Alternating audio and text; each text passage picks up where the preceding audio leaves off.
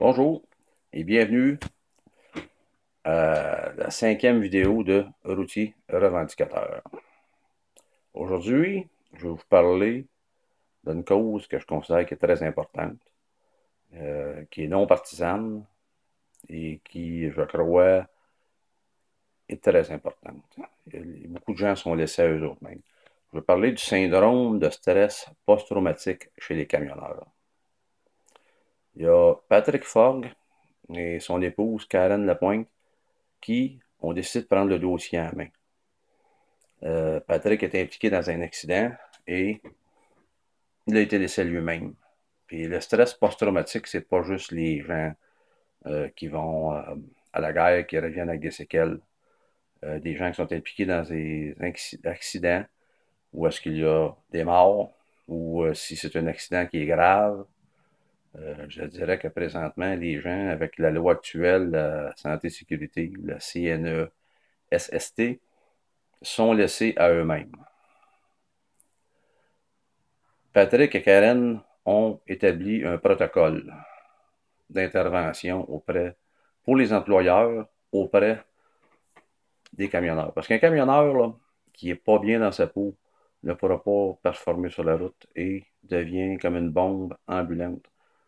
Enfin, je crois que c'est extrêmement. On veut parler de santé et sécurité, ben, c'est important que les employeurs prennent des dispositions pour que le travailleur soit pris en charge.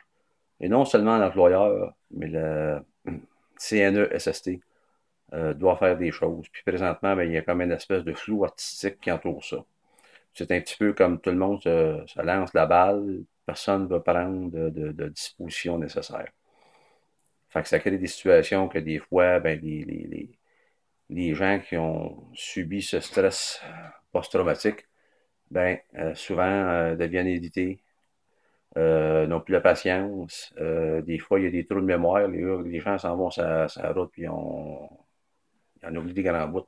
Je pense que c'est dangereux. Puis je pense que c'est ça, les gens ont besoin d'être pris en charge, pris en main. Si ne serait-ce qu'il y a s'il y a un qui est laissé à lui-même, c'est un de trop.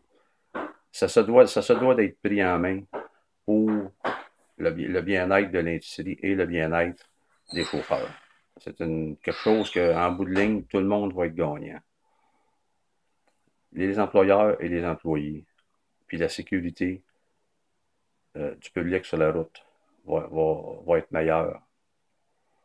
Et puis ça va permettre aussi, quand les gens auront été pris en charge, de remettre des gens avec un véhicule, les remettre sur la route avec une expérience. Au lieu qu'ils soient laissés eux autres mêmes, puis qu'ils deviennent des denrées publiques, puis qu'ils peuvent eux autres mêmes peut-être causer un autre accident.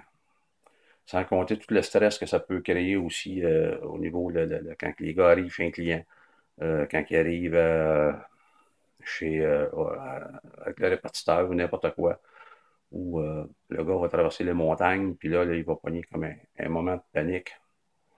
Dans les montagnes, ben, t'as pas toujours l'endroit idéal où t'arrêter. Fait que c'est des choses, là, ça. C'est pas faire du mélodramatique, mais je pense que c'est important que ça soit pris en main. Et voilà, c'est ce que je voulais vous parler aujourd'hui. Donc, je vous invite fortement à aller sur la page Facebook. Euh, Ça s'appelle le syndrome de stress post-traumatique chez les camionneurs, SSPT. Euh, Allez voir, c'est bien fait. Encouragez Patrick et Karen qui s'investissent bénévolement dans ce projet-là pour aider les autres. Sur ce, ben, je vous souhaite une excellente journée.